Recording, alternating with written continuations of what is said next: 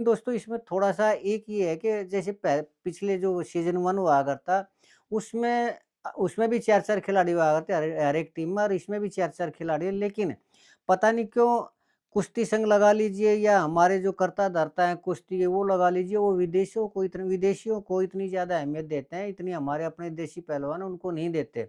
और इस चीज़ का जो प्रमाण है वो उसकी प्राइज़ मनी से है। पिछली बार पहला सीज़न हुआ करता जो 2015 में शुरू हुआ करता उसमें भी सबसे जो हाईएस्ट बोली थी वो विदेशी पहलवान की थी। वो कोई ओक्साना हर्थल नाम का था जिसको कि 41 लाख रुपए में खरीदा गया था। 41.30 लाख रुपए में और अब की बार ये जो हुआ है इसमें भी जापान की एक यूवी सुसाकी रेसलर है उसको भी सबसे ज़्यादा प्राइज़ मनी 60 लाख दी गई है।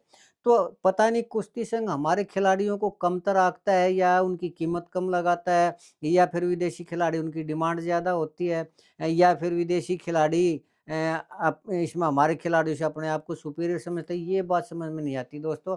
और ये इस चीज़ से भी पिछली बार की भी मैं अगर आपको प्राइज़ मनी बताऊँ तो उसमें भी आप देखिए कि सबसे पहले खिल मैंने बताया कि जो विदेशी पहलवान था उसको 41.30 लाख रुपए में हाईएस्ट मनी हुआ करती विदेशी पहलवान की हुई थी। और जो हमारे देशी पहलवान थे उस टाइम योगेश्वर दत्त हुआ करते उसकी इंडियन पहलवानों में सबसे हाईएस्ट कीमत थी 39.70 लाख रुपए।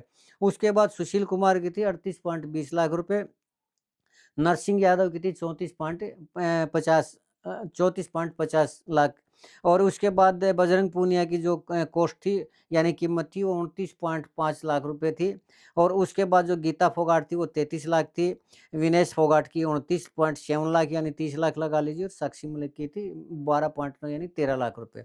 तो और अब की बार जो हमारे हालाँकि प्राइज़ मनी बढ़ी है लेकिन टाइम गैप भी हुआ है तो प्राइज़ मनी अब की बार अंतिम पंगाल है वो 52 लाख है। और सुजीत कलकल की 52 लाख रुपए और अमन सहरावत उसकी 51 लाख रुपए है। थोड़ी कीमत तो बढ़ी है लेकिन फिर भी वही सवाल है कि विदेशी पहलवानों के प्रति इतना मोह क्यों है हमारे देश के अंदर? हमारे जो पहलवान हैं वो भी ओलंपिक में भी मेडलिस्ट रहे हैं, हमारे अच्छे पहलवान रहे हैं, वर्ल्ड चैंपियन में भी हम विदेशी पहलवानों को हराया तो ये थोड़ा-सा वो खटकता है कि जो कुश्ती के कर्ता-धर्ता हैं, आज भी उनके ऊपर जो प्रभाव है वो विदेशी पहलवानों का ज़्यादा खैर चलिए